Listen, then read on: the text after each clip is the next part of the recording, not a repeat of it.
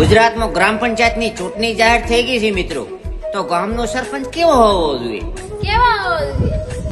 ગામનો વિકાસ કરી રોડ રસ્તા પાણીની વ્યવસ્થા કરાવે એવો હોવો જોઈએ. અને હા, એ ભણેલો ગણેલો, શિક્ષિત, નીડર અને પ્રમાણિક થવો જોઈએ.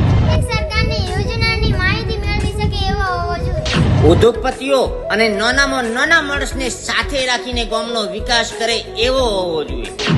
પશુપાલનનો વિકાસ કરે એવો હોવો જોઈએ. ગામની પ્રાથમિક શાળાઓમાં, ઉત્તર બુનિયાદી ને ઉચ્ચતર માધ્યમિક શાળાઓમાં, તમામ શાળાઓ સ્કૂલમાં પુસ્તકોની લાઇબ્રેરી ખોલે એવો હોવો જોઈએ.